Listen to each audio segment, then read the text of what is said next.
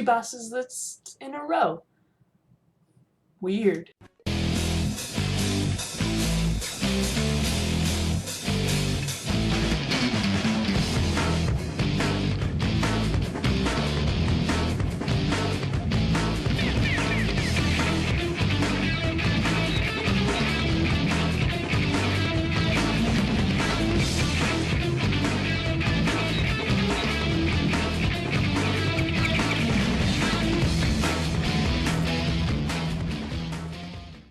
Time for my first negative countdown. I've watched a lot of least favorite bosses countdowns, and now it's my turn. Now this was originally going to be a top 10, but I didn't have 10 least favorite bosses.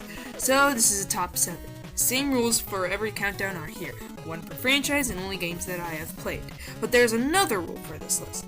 Notice how I put least favorite into the title. These aren't the worst bosses in the world, just the ones that I've faced. Now before I get lots of comments saying that I should have done a favorite bosses list before this, let's just get this over with. Kung Fu Panda the game. Between you and me, I think this is one of the best licensed games I've ever played, but no game is perfect. And what could the worst boss in this game be? Well, every boss has some good things about them, except for those darn Wu sisters! You're fighting 3 people in this fight. This doesn't seem that bad, but it is. Their main attacks are slashes and that stupid spin attack. That spin attack is the worst part about this fight because all 3 sisters do it at the same time.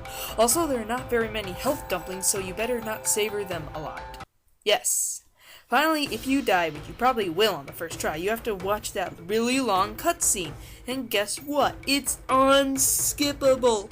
This fight is annoying and frustrating. Man, I need to keep my cool. I'm only on number 10.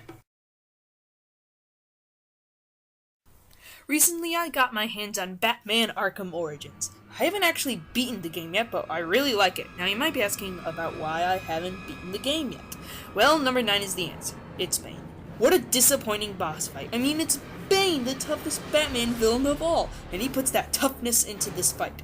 You have to ultra stun him and then go in for some damage, but you can never tell when to do the ultra stun, so Bane will just whip your butt and serve it with strawberries. Worst of all is that every time he damages you, he has something mean to say. Sure, you might say that he's really easy, but I stink at Arkham Origins, and this is all my opinion, so Bane is number 9. Before I move on to number 8, I have to say that there are spoilers on this list, so be warned. Anyway, let's talk about Skylander's Swap Force. Chaos, the main villain, is actually being helped by his mom in this game, and as I get to the 2 final bosses, I'm really excited and hyped up. I battled Chaos's mom, and I loved it. And then I'm like, oh boy, I can't wait to see Chaos's fight. I bet it'll be great. What is that? Ha! Ha! Ha! Ha!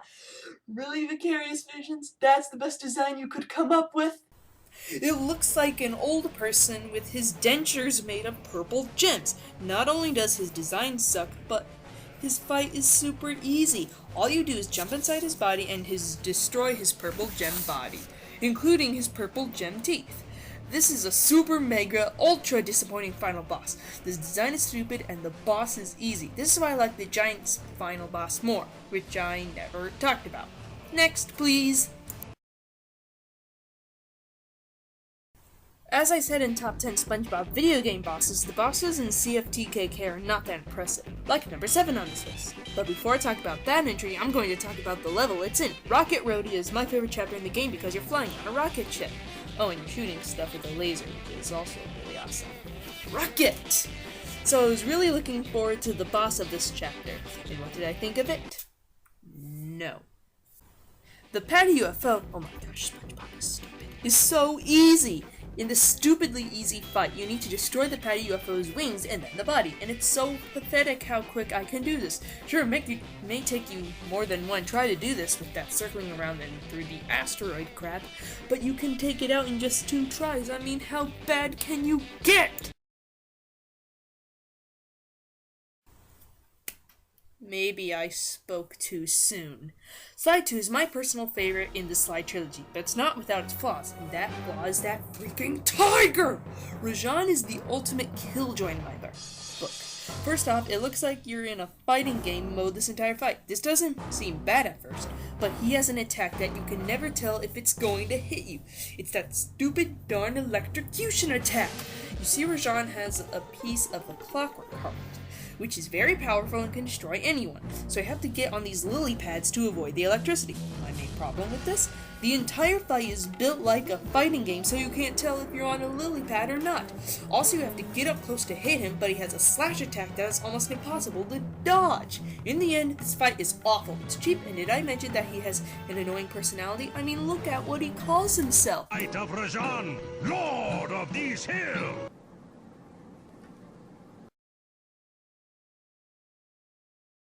Sonic Generations is my favorite Sonic game. It's got great level remakes, cool modern music remixes, and it's nice to see Sonic back in action. Like many bosses on this list, I was really hoping for the final boss, and what did I get?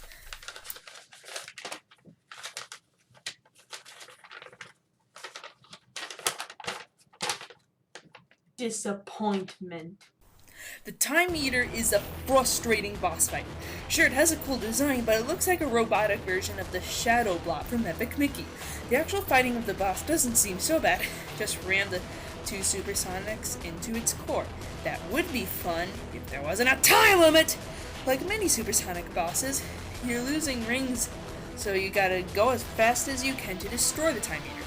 But the controls are so odd that you'll probably die on the first try. And the next try, and the next, and the next, oh, you get the idea. The Time Eater is a frustrating boss fight, but it's not number one. This horrible fight is number one.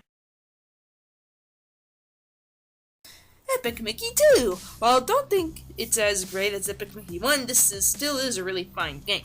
One of the problems that I have with it is that there are only 3 bosses in the game, mostly because there are more side quests in the game. I don't know. Hey, guess what? The boss that's number 1 is another disappointing final boss. So yeah, the Mad Doctor is my least favorite boss ever. Sure, the first part of the fight is okay, but you're just fighting a robotic arm. After that, the reason this fight is number 1 happens.